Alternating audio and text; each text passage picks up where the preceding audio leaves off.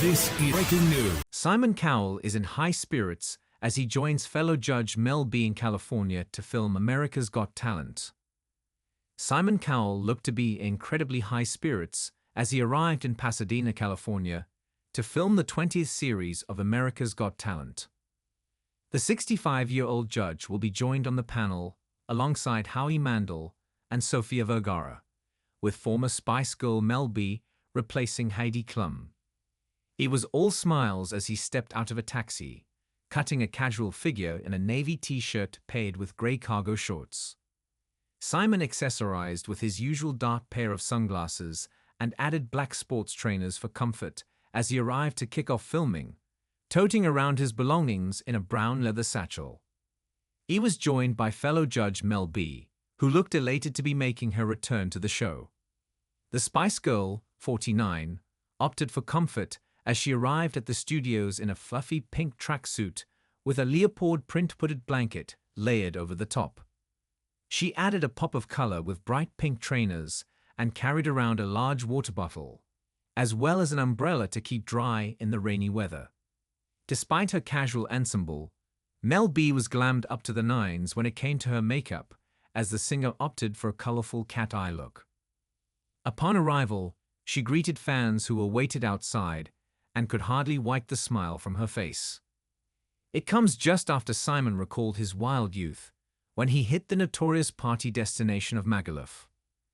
Speaking to celebrate BGT's 18th anniversary, Simon reflected on his own milestone year, which saw him visit Majorca at 18, where he partied for nearly 2 weeks straight. He told The Sun, "I got drunk in Magaluf.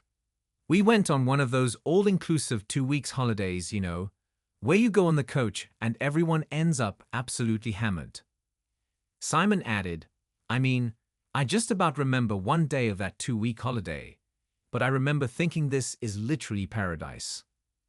In addition to partying at Mediterranean resorts, he was starting out in showbiz by taking any job he could find. Simon recalled, "I was working hard. I was pushing a mail cart around the West End of London with envelopes and parcels on it." He added that some people at the company were quite snobby and would laugh at him for choosing that job over an admin position. However, Simon claimed that he was determined to work hard to get to where he wanted to be. Looking back, Simon said that if he could give his younger self any advice, it would be that it's going to take time and hard work to get where you want to go, and don't ever be a snob. Simon's path to fame wasn't an easy one, and he admits that many of the early jobs he took on were ones that seemed insignificant to others, but they laid the foundation for his future success. After working in the mailroom, Simon moved on to a job in the music industry, where he initially worked at EMI, one of the largest record labels in the world at the time.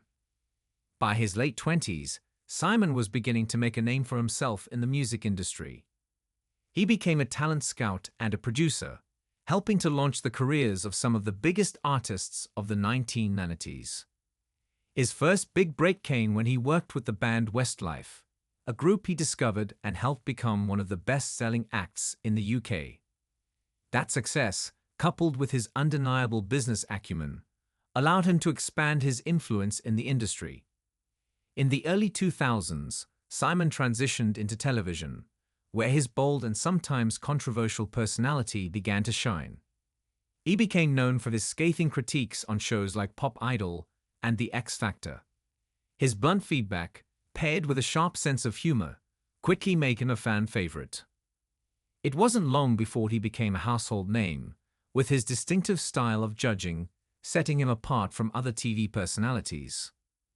Simon's role as a judge on Britain's Got Talent further solidified his fame and his reputation as one of the most influential figures in British entertainment.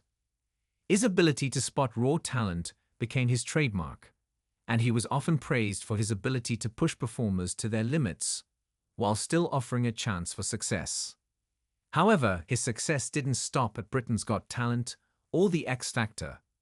Simon branched out into various other ventures, including owning a share in the music production company Psycho, which launched numerous successful albums and artists. Through his empire, Simon continued to expand his influence in both the music and television industries, making millions along the way. Away from his stellar career, Simon has overhauled his lifestyle in recent years after breaking his